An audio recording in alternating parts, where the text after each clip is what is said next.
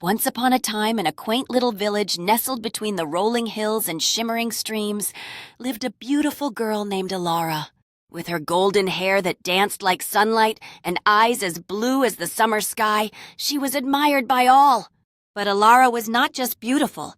She had a kind heart and a spirit full of adventure.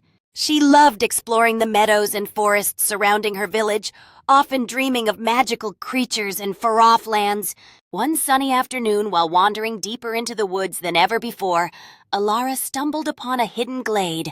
The air was thick with the scent of blooming flowers, and the sound of chirping birds created a melody that made her heart flutter with joy. As she explored, she noticed a peculiar rustling in the bushes.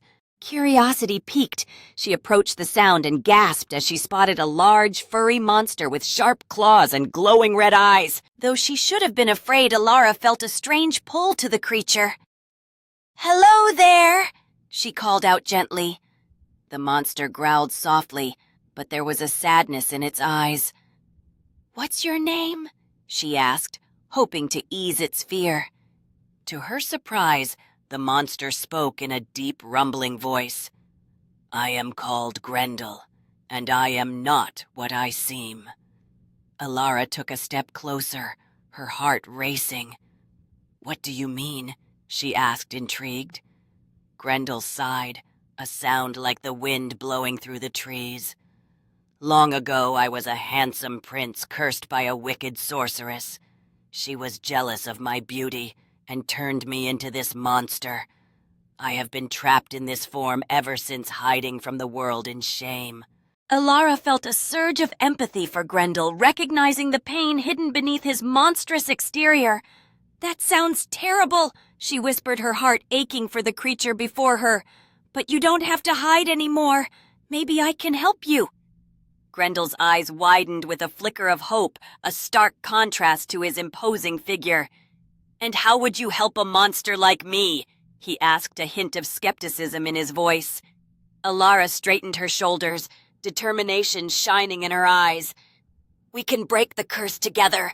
I won't let fear stop us." Grendel's growl softened into a thoughtful rumble as he contemplated her words. Elara's heart ached for Grendel. "But you're still a prince inside, aren't you?" she said, her voice filled with compassion. "You should not be ashamed of who you are." Grendel looked at her with surprise. No one had ever spoken to him with such kindness. "You are very brave, Elara," he said. "Most run away in terror." They talked for hours, sharing stories of their lives. Elara learned about the prince's adventures before the curse, and Grendel listened to her dreams of far-off places. The bond between them grew stronger with each passing moment, and Elara found herself drawn to Grendel's gentle soul beneath his monstrous exterior. As the sun began to set, casting a golden hue over the forest, Elara and Grendel sat side by side, their laughter echoing softly in the twilight. In that peaceful moment, surrounded by nature, they found comfort in each other's company, forging a deep connection that neither had expected. Days turned into weeks, and Elara visited Grendel in the glade every day. She brought him flowers and shared her laughter, slowly helping him to believe in the beauty of friendship again. With every visit, Grendel felt the weight of the curse begin to lift, though he feared it would never truly be broken. One day, as they sat beneath an ancient oak tree, a shimmering light enveloped them. Startled, they looked around to find the source of the glow. From the light emerged the very sorceress who had cursed Grendel, her face twisted in anger. "You dare to break my spell!" she hissed, her voice echoing like thunder. Elara stood tall, her heart pounding. "Grendel is not a monster. He is a kind and brave prince. You cannot keep him imprisoned in this form." The sorceress narrowed her eyes, her voice dripping with disdain. "You foolish girl, your naive heart cannot comprehend the power you meddle with." She spat, her fingers curling in anger. Elara took a deep breath, grounding herself in the strength of her conviction. "I know love is stronger than any curse," she shouted back, unwavering in her belief. Grendel's heart raced at her bravery, and for the first time he felt hope igniting within him, igniting a spark that had long been extinguished. The sorceress let out a chilling laugh that echoed through the glade, promising dark consequences for their defiance. The sorceress sneered. Love cannot break my curse, but Elara was determined. It's not just love, it's the truth that lies within him, she declared. Grendel is more than his appearance. He has shown me the beauty of kindness, courage, and friendship. The sorceress's expression shifted as she listened. The power of Elara's words began to resonate, and the air crackled with magic. With a wave of her hand, the sorceress cast a spell that enveloped Grendel. Elara held her breath as the light shone brighter and brighter until with a final burst it faded away, revealing not a monster, but a handsome prince with warm, kind eyes. Grendel! Elara gasped, her heart soaring.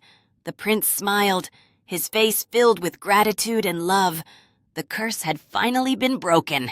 From that day forward, Elara and Grendel were inseparable. They returned to the village together where everyone marveled at the transformation. Grendel shared his story, and the villagers learned to see beyond appearances.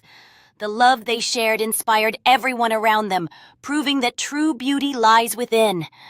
Eventually, Elara and Grendel were married in a grand celebration, surrounded by friends and family.